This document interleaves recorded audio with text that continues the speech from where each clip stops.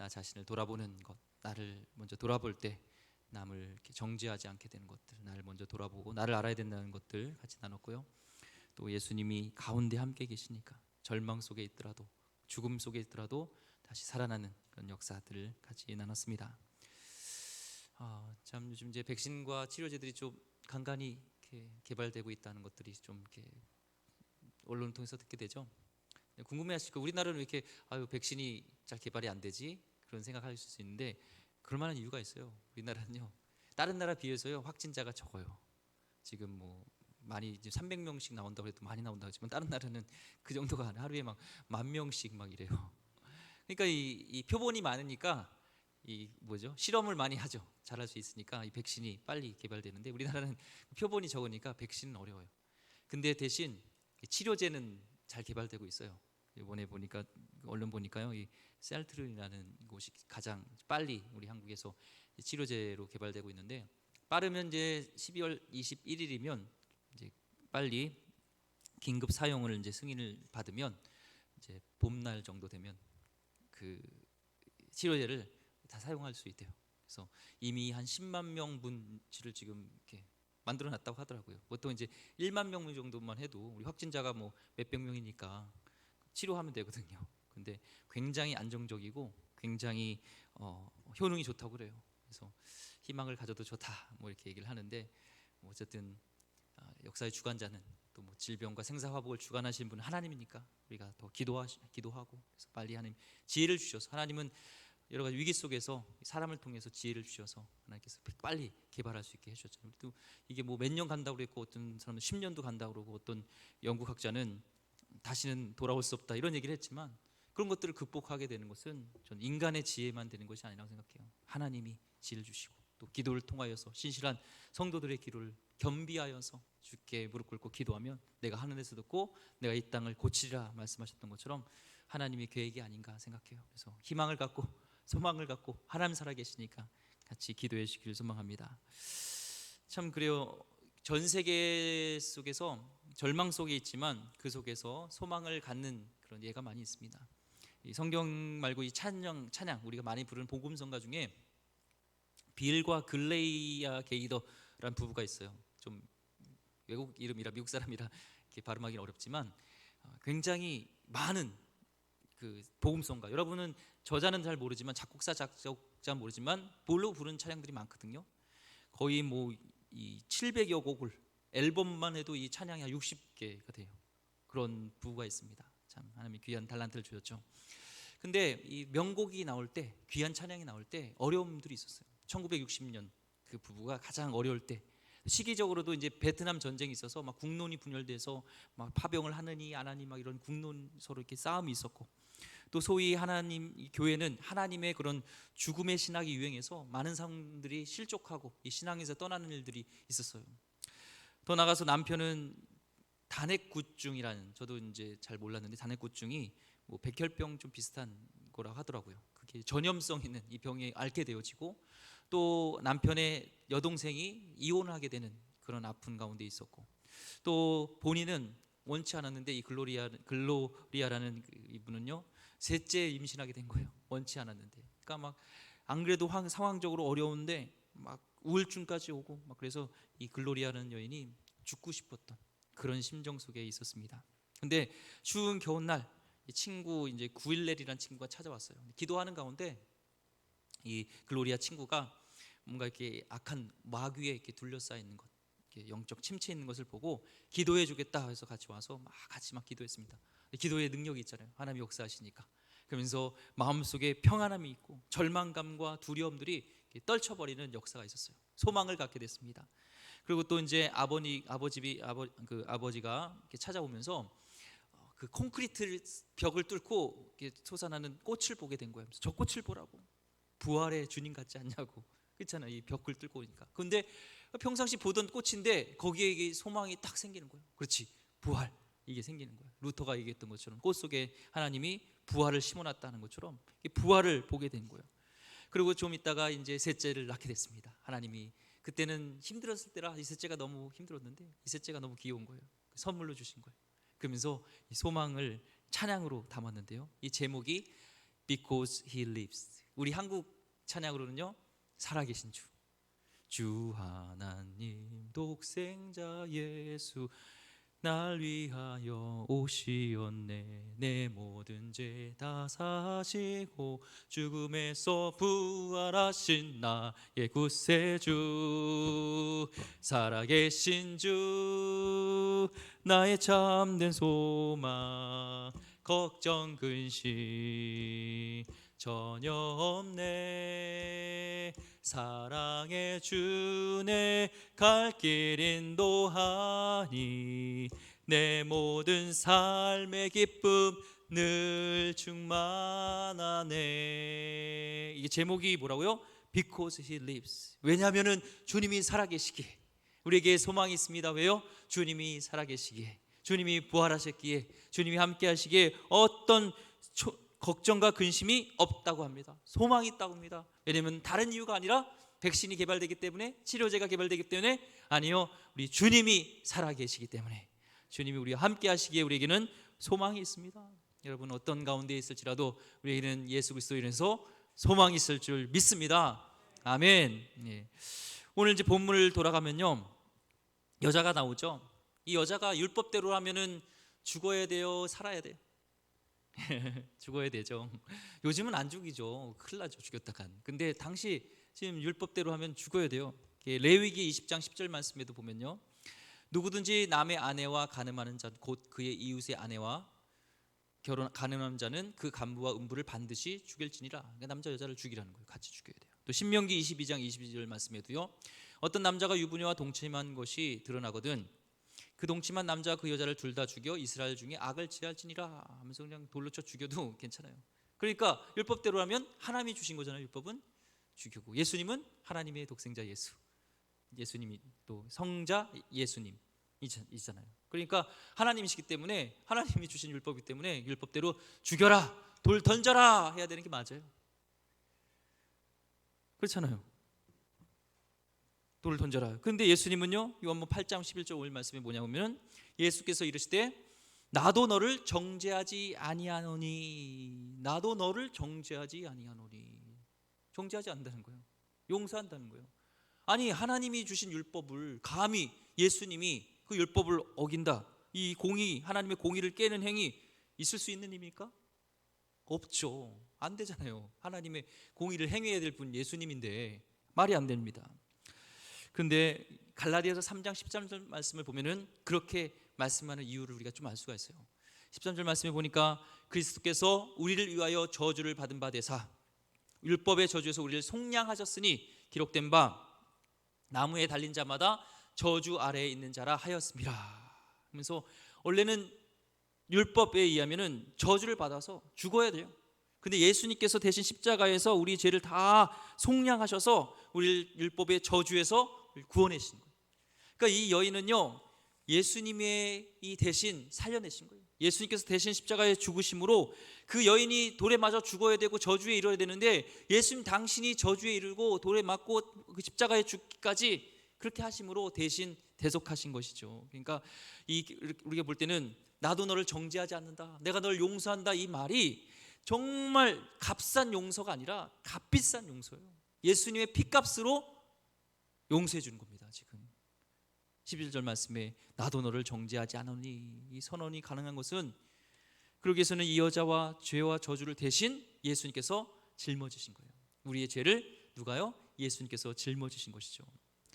만약에 이 본문에 등장한 이 가늠하다 잡혀온 여자가요, 죽지 않고 지금 살았잖아요. 죽지 않았어요. 살았습니다. 실상은요, 예수님이 대신 죽으심으로 죽었지만 다시 부활한 셈이에요.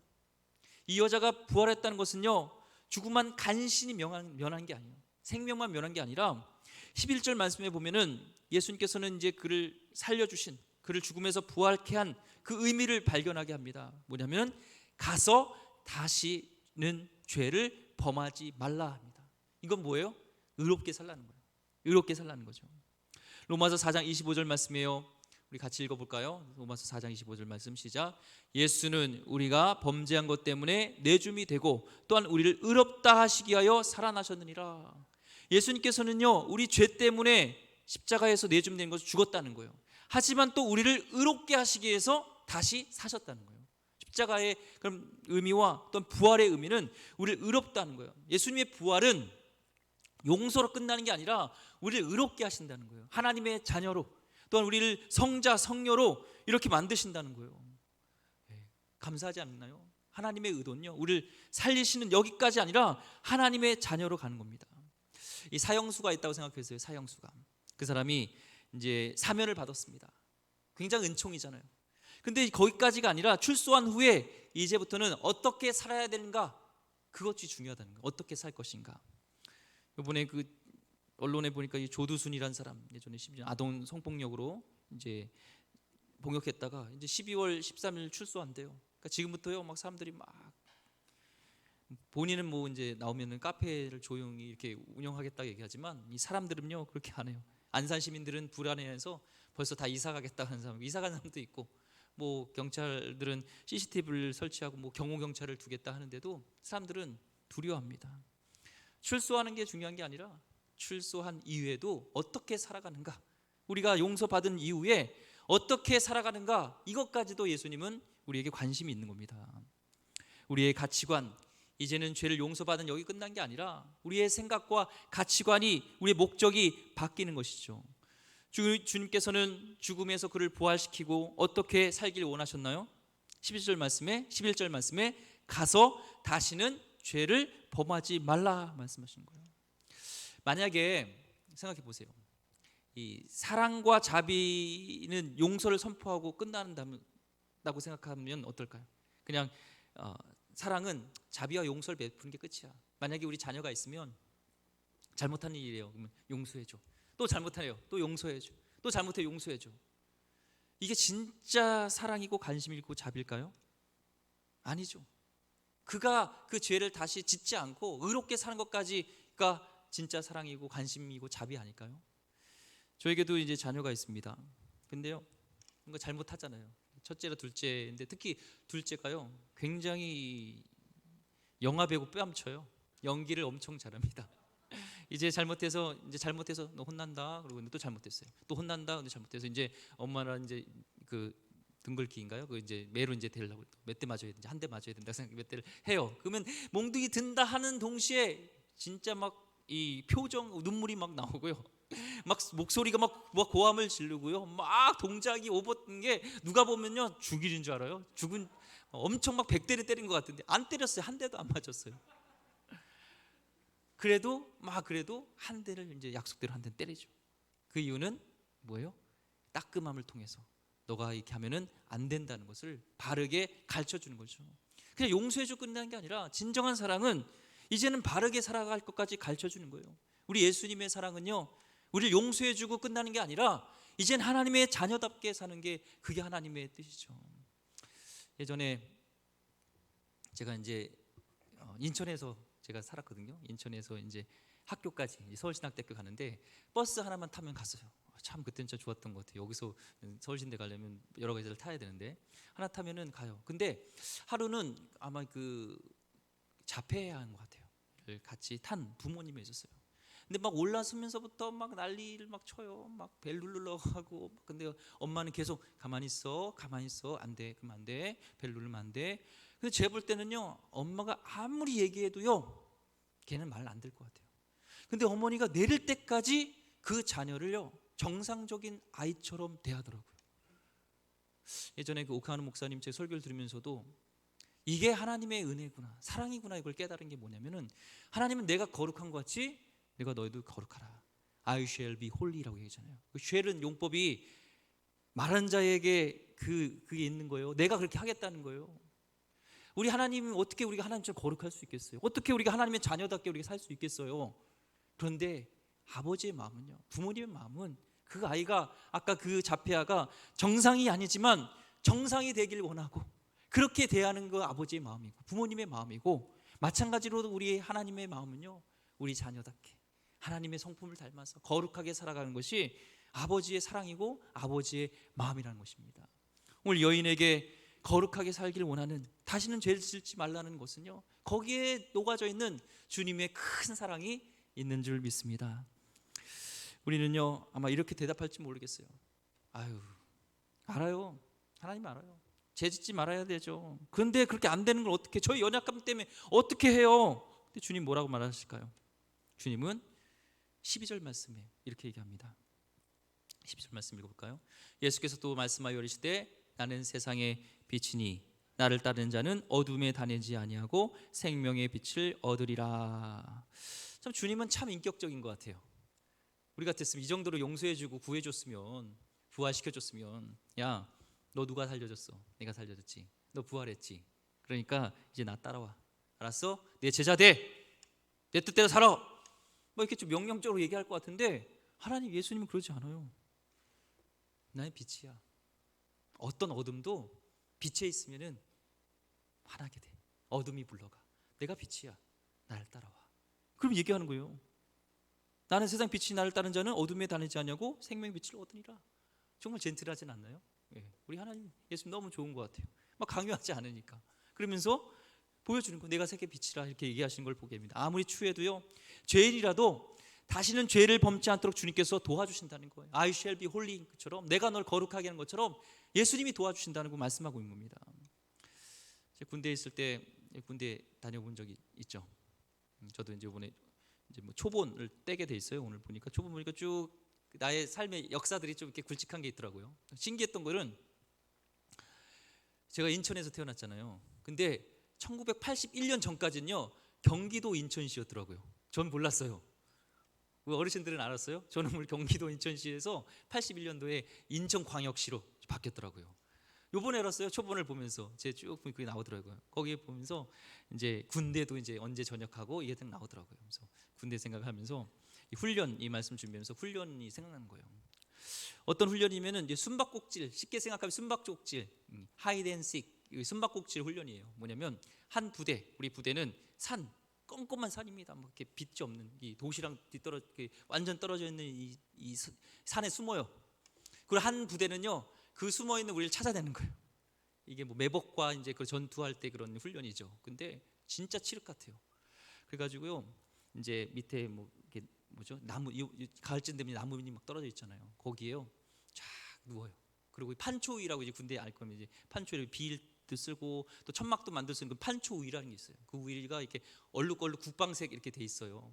그래서 그 나뭇잎 딱 누워가지고요 그 판초위를 이렇게 둘러쓰고 있잖아요. 꼼꼼하니까 또 이게 다 보면 다 이게 무슨 나뭇잎 같고 풀 같아요.